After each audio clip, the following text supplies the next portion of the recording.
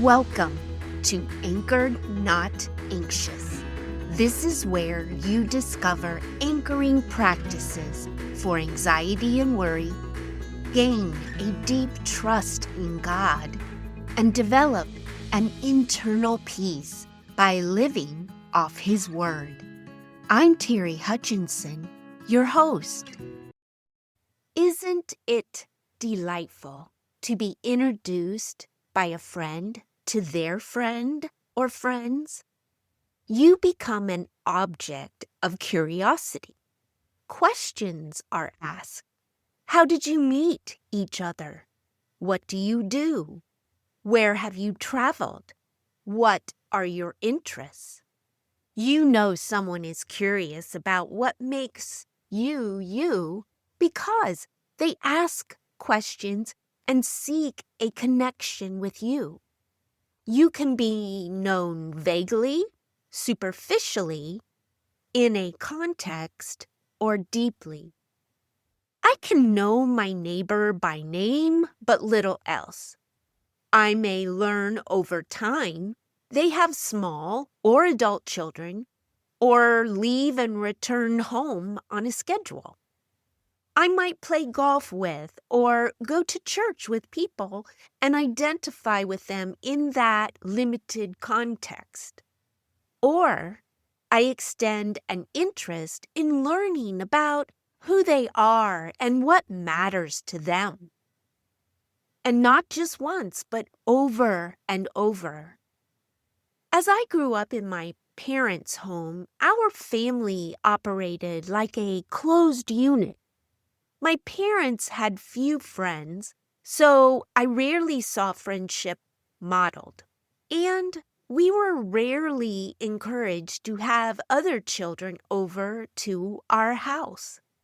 I learned how to be a friend from trial and error. I enjoyed a friend's companionship, but really did not know how to develop that deeper connection.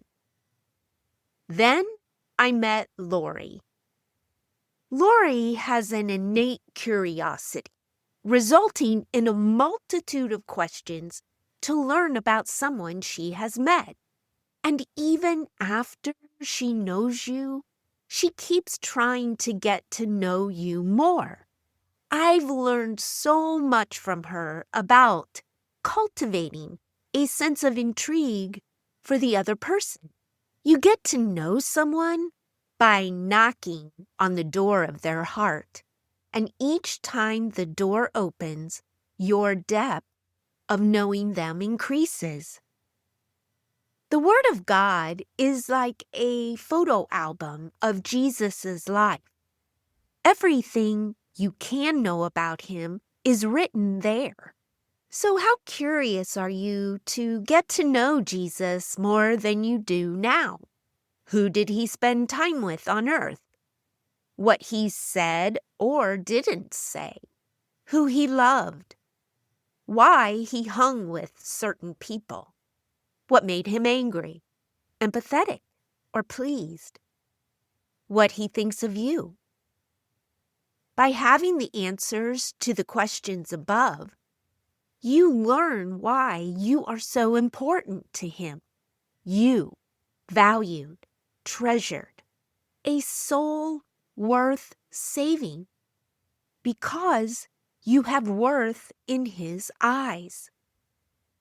I'm not certain you can truly grasp what you mean to Jesus, to God, if you haven't gotten in close and examined the conversations, passion, and heart and mind of Christ.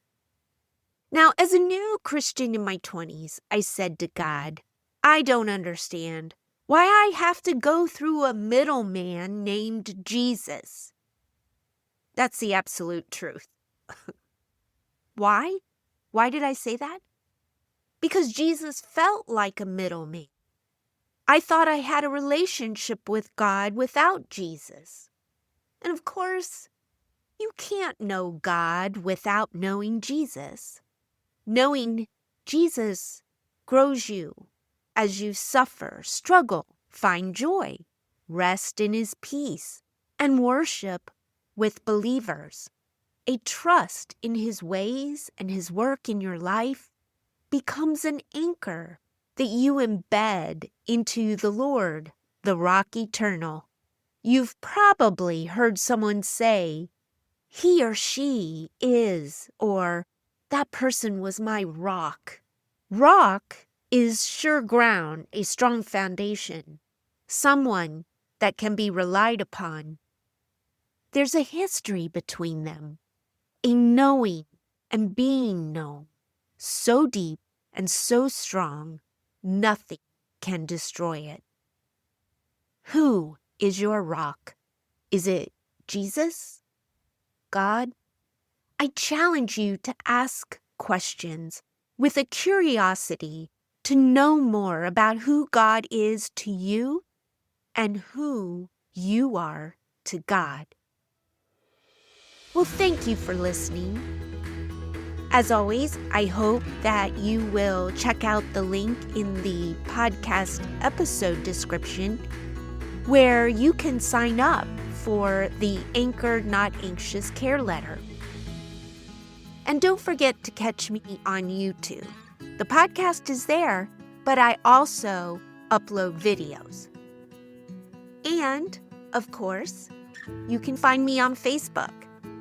Okay, well, until next time.